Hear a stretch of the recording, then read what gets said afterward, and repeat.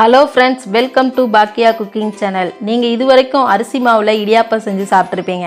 இந்த வீடியோல ராகி சேமியால இடியாப்பம் எப்படி செய்யலாம்ங்கறத தான் பார்க்க போறோம்.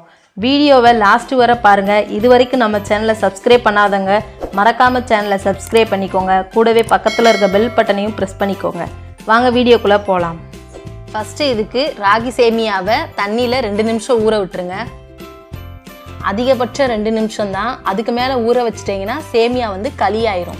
2 நிமிஷம் ஊறிடுச்சு. இப்போ இந்த தண்ணியை வந்து நம்ம வடித்து எடுத்துக்கலாம்.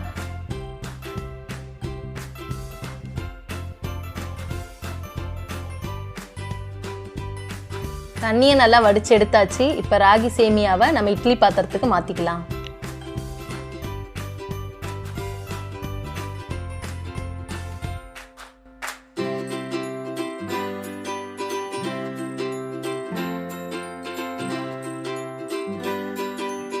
இப்போ இட்லி பாத்திரத்தை மூடி வச்சு ஒரு 10 இருந்து 15 நிமிஷம் வேக விட்டுறலாம். இப்போ இந்த வீடியோல நாம இனிப்பு இடியாப்பம் தான் செய்ய போறோம். உங்களுக்கு தேவைப்பட்டா இடியாப்பம் காரமா கூட செஞ்சுக்கலாம்.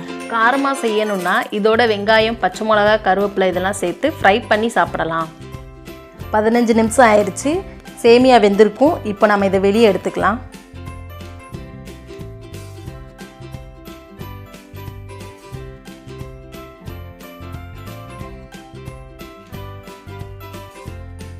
அவ்வளோதான். இப்போ இதோட தேவையான அளவு சீனி, தேங்காய் பூ, 2 ஏலக்காய் கிள்ளி போட்டுக்கோங்க.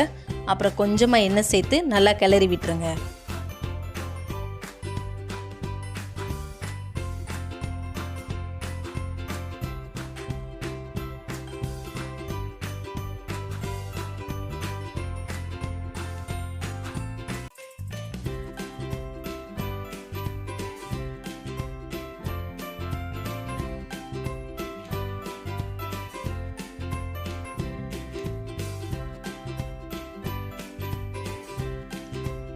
ஓகே ஃப்ரெண்ட்ஸ், அரிசி மாவில் இடியாப்பம் செய்கிறதுக்கு தான் ரொம்ப நேரம் ஆகும்.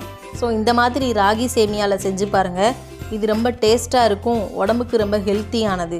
இந்த வீடியோ பிடிச்சிருந்தா லைக் பண்ணுங்கள், ஷேர் பண்ணுங்கள். மறக்காமல் பாக்கியா குக்கிங் சேனலை சப்ஸ்கிரைப் பண்ணிக்கோங்க. நெக்ஸ்ட் வீடியோவில் பார்க்கலாம்.